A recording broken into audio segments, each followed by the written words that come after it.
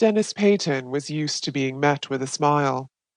He might have been pardoned for thinking smiles the habitual wear of the human countenance, and his estimate of life and of himself was necessarily tinged by the cordial terms on which they had always met each other.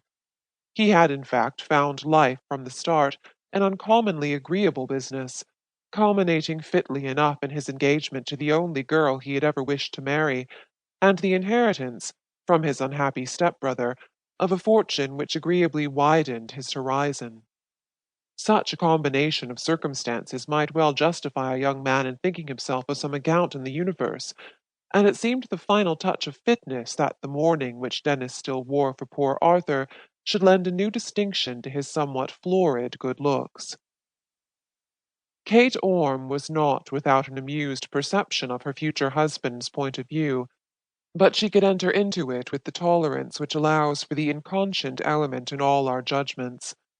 There was, for instance, no one more sentimentally humane than Dennis's mother, the second Mrs. Peyton, a scented, silvery person, whose lavender silks and neutral-tinted manner expressed a mind with its blinds drawn down toward all the unpleasantness of life. Yet it was clear that Mrs. Peyton saw a dispensation in the fact that her stepson had never married, and that his death had enabled Dennis, at the right moment, to step gracefully into affluence. Was it not, after all, a sign of healthy mindedness to take the gifts of the gods in this religious spirit, discovering fresh evidence of design in what had once seemed the sad fact of Arthur's inaccessibility to correction? Mrs. Peyton, beautifully conscious of having done her best for Arthur, would have thought it unchristian to repine at the providential failure of her efforts. Dennis's deductions were, of course, a little less direct than his mother's. He had, besides, been fond of Arthur, and his efforts to keep the poor fellow straight had been less didactic and more spontaneous. Their result read itself, if not in any change in Arthur's character, at least in the revised wording of his will, and Dennis's moral sense was pleasantly fortified by the discovery that it very substantially paid to be a good fellow.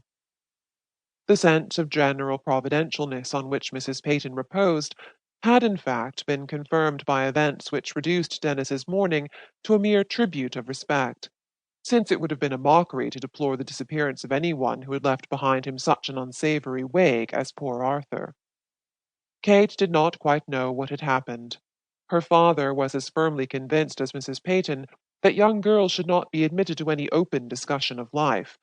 She could only gather, from the silences and evasions amid which she moved, that a woman had turned up, a woman who was of course dreadful, and whose dreadfulness appeared to include a sort of shadowy claim upon Arthur.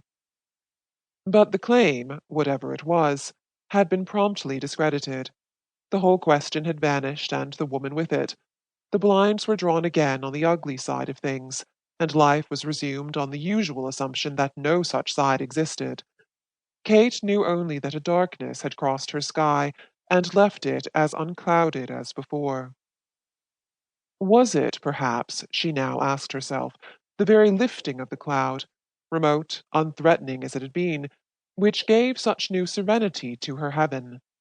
It was horrible to think that one's deepest security was a mere sense of escape, that happiness was no more than a reprieve.